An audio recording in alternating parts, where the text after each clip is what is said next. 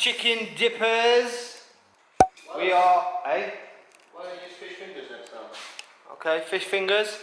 No, that don't sound right. Chicken dippers. So today, we're going to actually be working on our own cars. It's time for them to have a service, pretty much. So Jack's going to have a oil filter, and spark plugs, and obviously find out as well where this rattling's coming from on a pollen filter. It's got a little rattling on the front end of the car. So we're going to try and figure out what that actually is. Then the 350 is going to have a oil change, oil filter change, a full coolant flush, because when we did the radiator we only did a half of one, so the coolant is like mixed a little bit. So we want full fresh blue coolant in there this time. We're also going to take out the aircon rad, because if you remember we had to take the aircon pump out when we did the uprated radiator on it.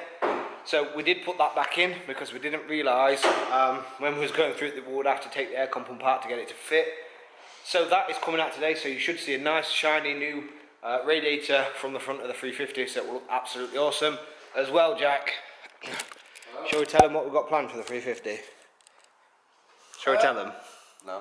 Shall we not tell them? No. Do you want to give them a little hint? Rum. Rum.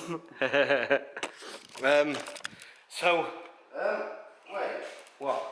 How can I give him a hint though? Well, Without telling them? we could tell them.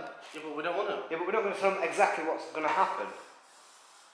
So we could just say something's coming. Something is coming. Yeah. So we can tell them that something's getting swapped. Just put it this way, you know I'm going to have the 350Z. No, it's not going to be a 350Z. It's not anymore, is it? No, it's going. It's going to be a 500Z, isn't it? Yeah. If that makes sense. If you guys can click in on to what that actually means, comment down below. As we mentioned as well, make sure you guys are smashing that like button. If you guys get to certain likes, we will release a bonus video footage for the next day. So make sure you're doing that. Without further ado, we're going to start working on Jack's car. But you already seen us pull Jack's car in right at the very beginning. But shock, it's not there. Inception. See you in a minute. It's time to drain the oil. We've had to close the shutter because it's absolutely hammering it down. So Jack's undoing the sump plug itself. Yes, the sump plug did fall in the bucket. He did intend for that. He has got a new sump plug to go in, so that's not a big deal. Now, once that's being drained, obviously, well, while that's being drained, we're going to then start taking out these spark plugs. So each spark plug comes out, the coil pack comes off as well, and upon this, we're going to start inspecting the bore, which we'll share with you guys now as well. So you saw us do this previously with my VXR as well, but Jack's never really done this with his. So he's just going to take this opportunity while the plugs are out to have a look at all the bores and the top of the cylinders as well. It's running perfectly fine. There's no other reason why he would want to do this apart from the fact that he just wants to check it, and that's basically it. So he's looking there now. I'm going to pan you guys over. Wait, we ain't in there yet. Can't go in. Oh. What? So you guys can see there the top of the piston.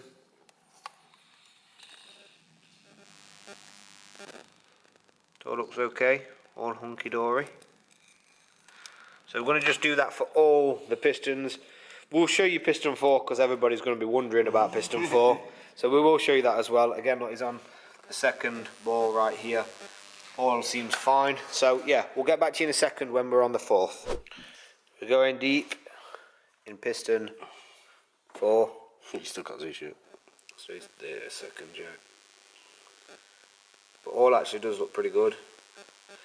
The lens is actually steaming up because the engine's warm, because obviously we've heated it up for the fact that we need to drain the oil out. So, but it all looks good. All looks gravy. So we're going to proceed and put the new plugs in, and then we're going to switch the oil over.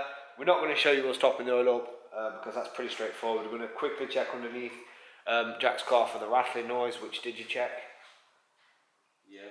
What is it? I think it's just the cover for the cover. Oh, so he thinks it's actually just a cut. Yeah, it does vibrate a little bit actually. So if you look here,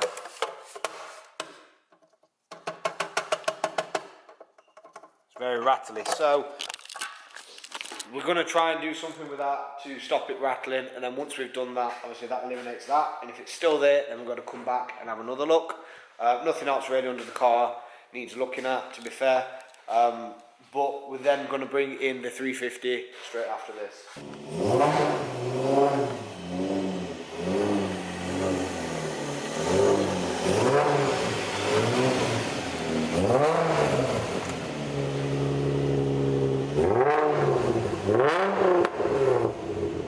So the 350 is in now, she's pulling a wheelie.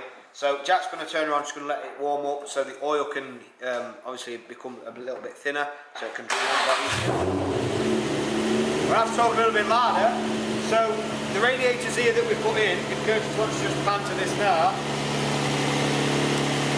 So if you look down this direction here, right down here, you can see the old aircon rag, right down there, you can see it there.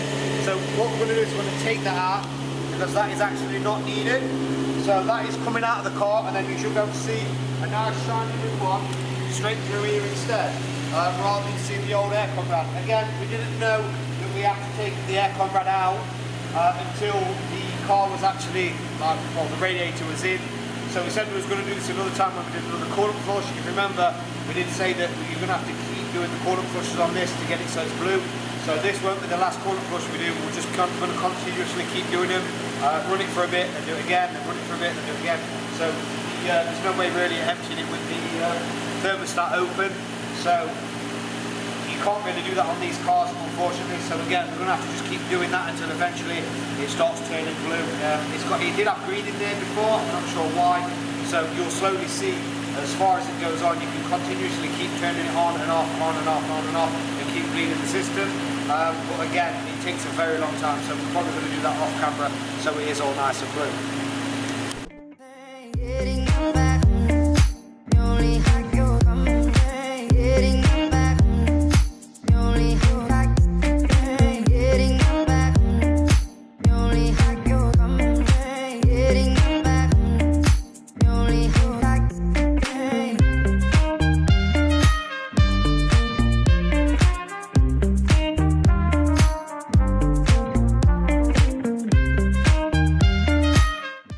So the front bumper is off, so that means we can see the aircon rad is right here. If you want to just pan down, this is the old damaged one. You can see right underneath there, that is the brand new one. So this is not needed, so weight reduction is coming out, we don't need it. So we'll see you guys when we start taking that out and finish that off.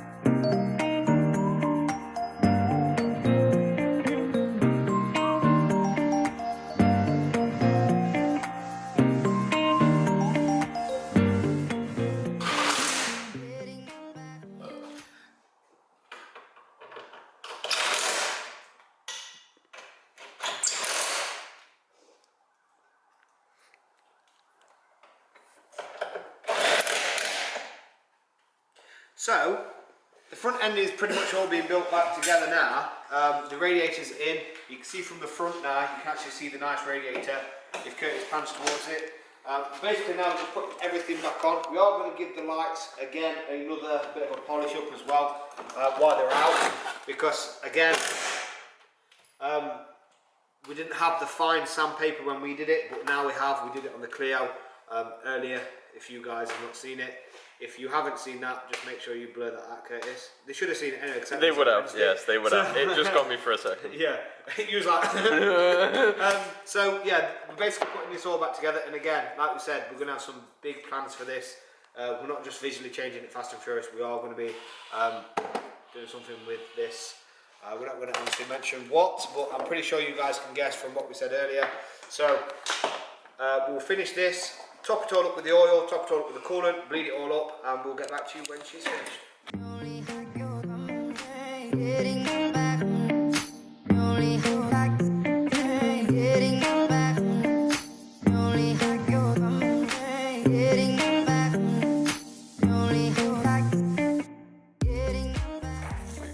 so Jack's just putting that back together, so I'm going to sit and sand these lights. We did them previously before, but we didn't have basically a high enough grit, so we're doing 1500 on the lights. This is what we did on the Clio, and then once we've done the 1500, we're then going to go to 2000 grit, and then once we've done the 2000, we're going to go to 2500. But you want to just make sure you're getting the whole surface. The longer you sand for, really, is better. It's better when you're doing the high grit, so like the 2500. Make sure you're using the water as well, and getting everywhere equal. So we'll see you after this. Once this has been done, obviously you will have to polish it with a machine polisher. You can do it by hand, but again, it's so much easier with a machine polisher. So like we said, we'll see you in 2 seconds once this is done, and Jack's filling up the 350 with some oil. So see you soon.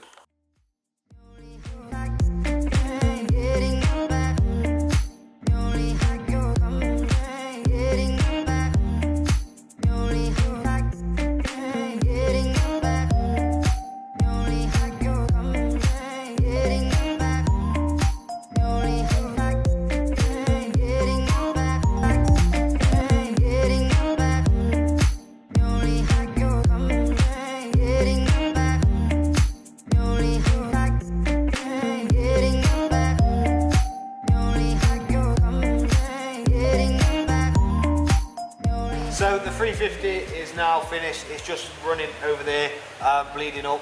So the oil is in there, the coolant's in there.